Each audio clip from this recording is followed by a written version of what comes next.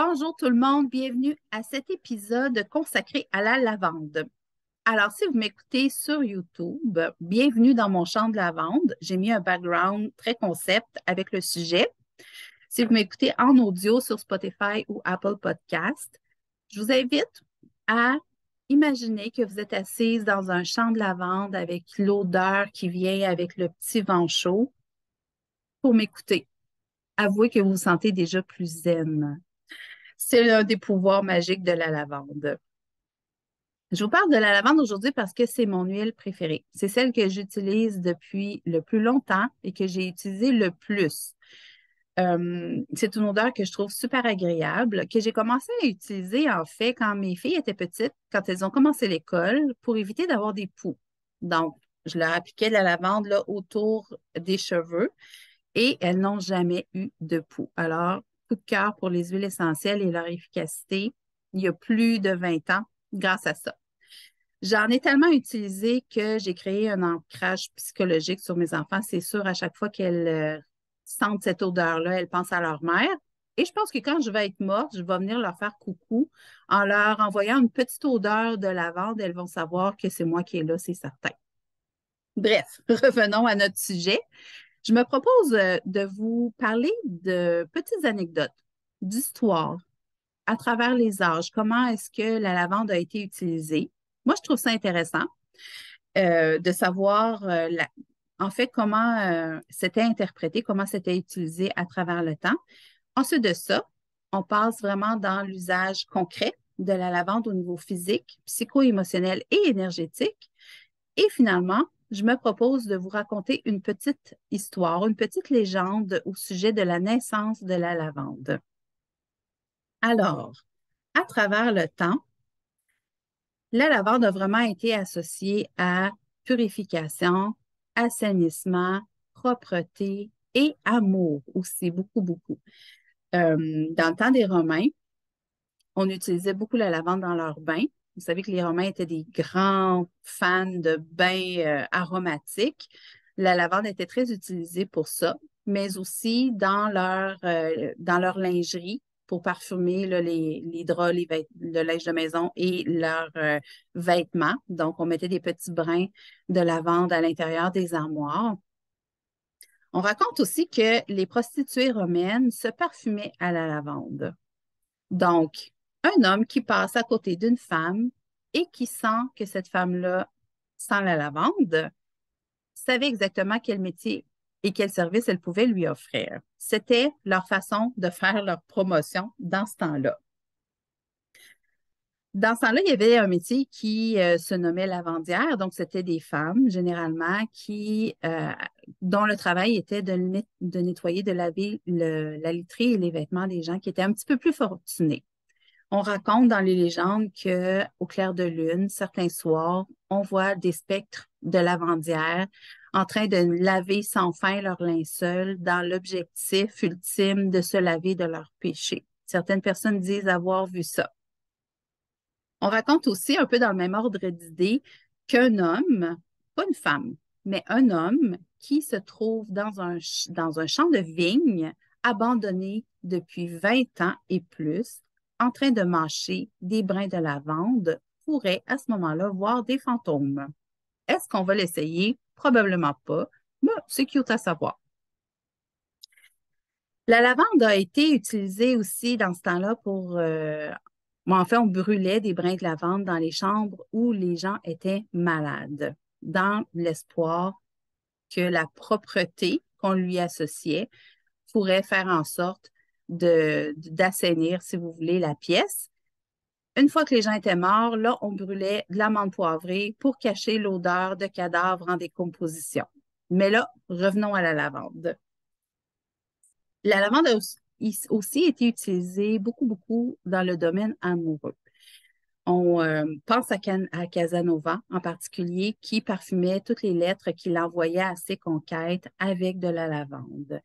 Donc, on utilisait cette plante-là pour se parfumer, pour séduire en particulier. On l'utilisait comme un talisman parce qu'il y a des pouvoirs de nettoyage énergétique très forts au niveau de la lavande. Donc, on le portait comme un talisman. On l'utilisait comme ingrédient dans les potions magiques qui visait à faire tomber amoureux. C'était un de ces ingrédients-là. Certaines femmes l'utilisaient aussi en parfum dans l'objectif ultime de calmer la colère de leur mari afin qu'il n'y ait pas l'impulsion de les battre en fin de journée. C'est ce qu'on raconte. Un petit peu plus proche de nous, en 1506, Sœur Angèle de Mérici, qui est la fondatrice des Ursulines, elle utilisait une combinaison de lavande et de romarin pour imposer en fait un jeûne aux jeunes filles qui étaient apportées au couvent parce qu'elles avaient péché. Donc, la combinaison lavande et romarin était réputée dans ce temps-là pour susciter la chasteté, disons ça comme ça. Un petit peu plus proche de nous, on a découvert les pouvoirs merveilleux des guérisons de la lavande à cause d'un incident malheureux. Donc, il y a un chimiste qui s'appelle René Gattefossé qui travaillait dans son laboratoire et il y a eu une explosion et il s'est tout brûlé le bras.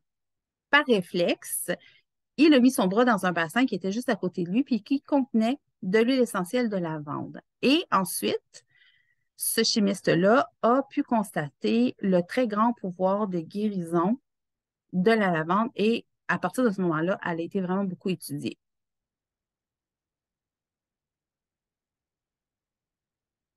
La lavande, d'ailleurs, c'est vraiment une huile qui a des centaines de composés, une des huiles qui a le plus de composants à l'intérieur d'elle. Donc, elle a vraiment une puissance d'action très, très, très, très grande à cause de ça. C'est une des huiles qui est plus utilisée dans le monde et c'est une des odeurs que tout le monde connaît, en fait. C'est un produit, c'est une huile, c'est une plante qui est très, très, très connue à travers tout le monde. Vous savez, il y a plusieurs types de lavande. Donc, selon l'altitude, la hauteur, l'altitude à laquelle la fleur pousse, la plante pousse, à ce moment-là, on a différents types de lavande qui portent des noms différents. Donc, on a lavandin, lavande stroïcale, la lavande aspic, on a la lavande vraie. Aujourd'hui, on parle de la lavande vraie, celle qui pousse en hauteur, donc à plus de 1000 mètres au-dessus du niveau de la mer. Donc, c'est celle qui a les propriétés dont on va parler aujourd'hui.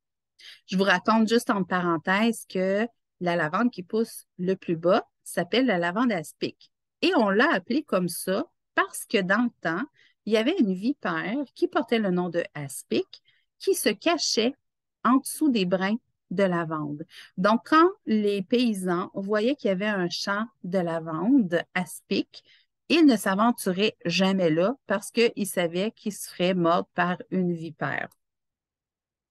Alors, la lavande vraie, qu'est-ce qu'elle a comme propriété?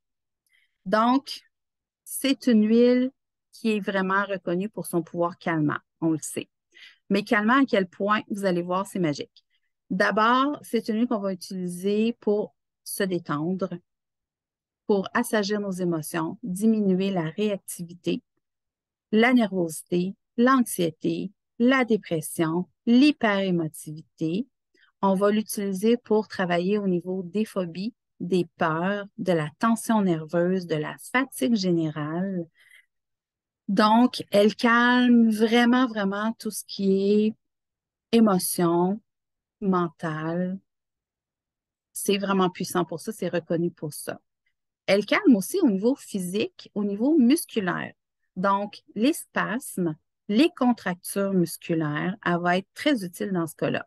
Les crampes menstruelles, super puissant pour ça. Si vous la mélangez avec de l'huile essentielle de menthe poivrée, avec la lavande, sur le bas du corps, le bas du ventre, ce que ça fait, c'est que ça va diminuer les crampes. Puis c'est les crampes, en fait, qui nous donnent mal au ventre quand on est menstrué.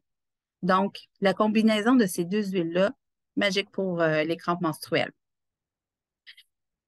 Ça va calmer aussi au niveau de la douleur. Il y a vraiment un pouvoir antalgique, c'est-à-dire que si vous êtes brûlé par une casserole, un coup de soleil, une piqûre d'insecte, si vous avez un bleu, l'huile essentielle va vraiment calmer la douleur à ce niveau-là. C'est sûr que dans le cas d'une ecchymose, l'huile maîtresse, c'est les crises italiennes, mais si vous n'en avez pas sous la main, la lavande va vraiment faire le travail.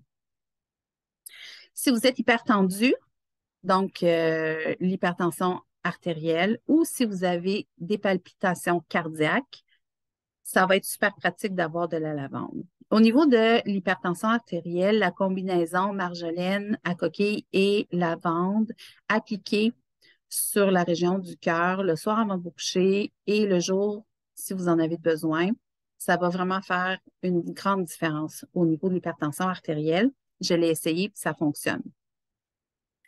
Évidemment, on connaît le pouvoir aussi sédatif de la lavande. Donc, tous les troubles de sommeil, ça va être l'huile à utiliser par excellence pour ça.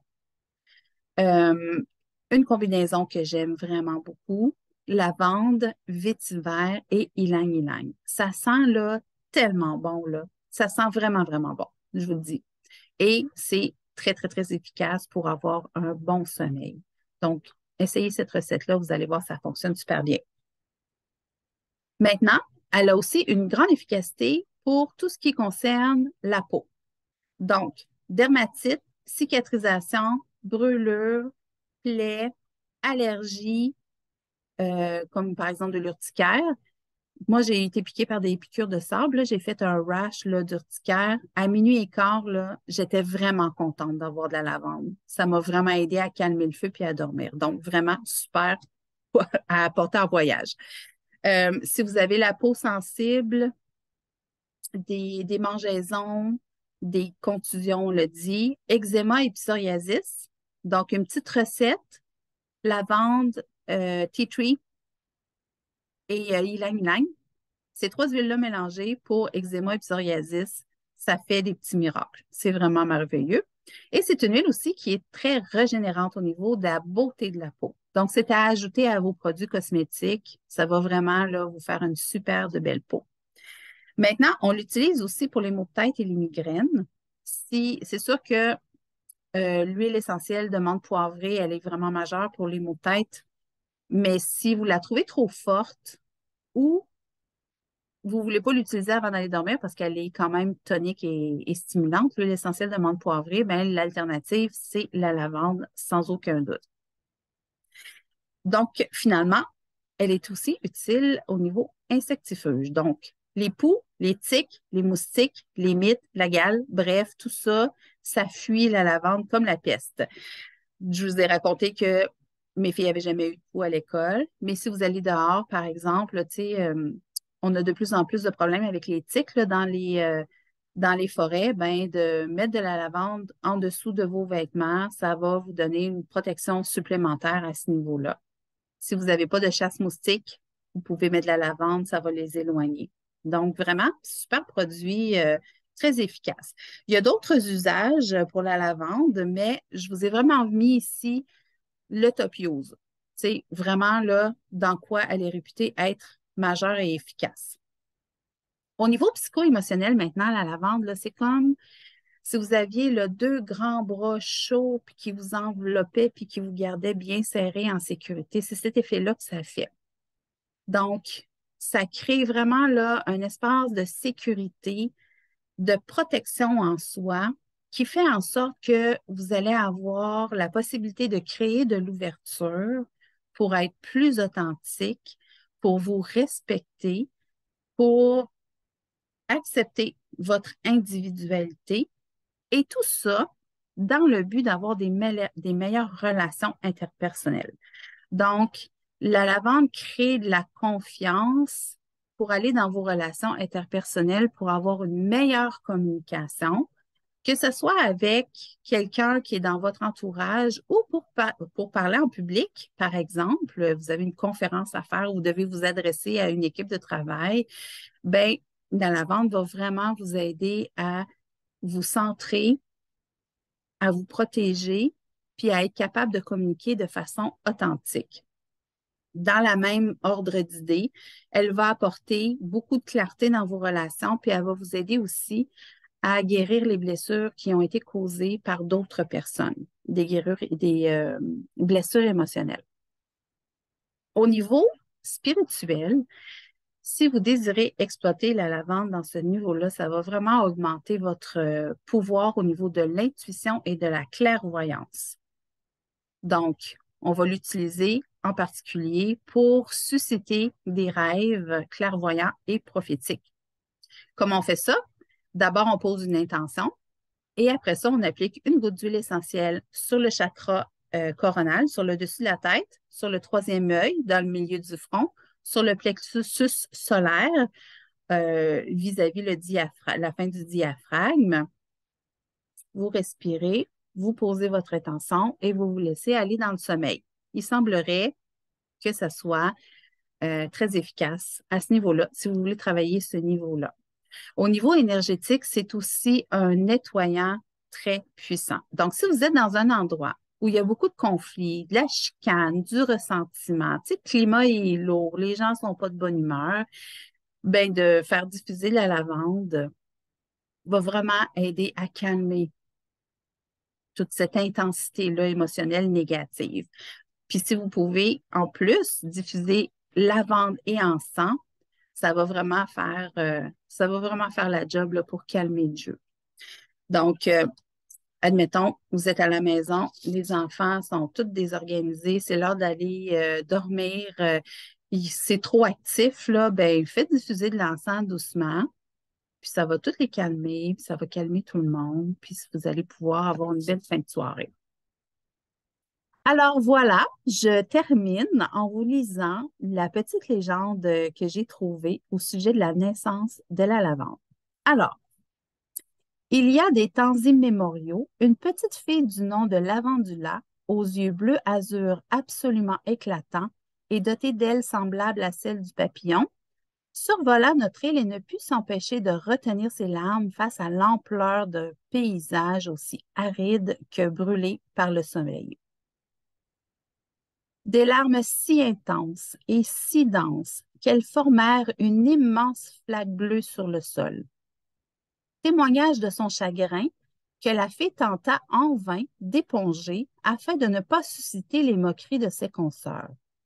Elle décida alors de les disperser sur la nature alentour, en caressant les étendues sauvages de notre maquis et le dotant de magnifiques brins colorés.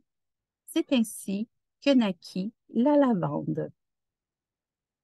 Alors, j'espère que ça a été utile et intéressant pour vous, cette petite capsule sur la lavande. Si jamais vous avez envie d'en parler un petit peu plus, venez vers moi. On engagera une conversation en privé. Ça va me faire super plaisir de vous aider encore un peu plus par rapport à ça. Gênez-vous surtout pas. Et puis sinon, ben, on se revoit au prochain épisode. Au revoir tout le monde!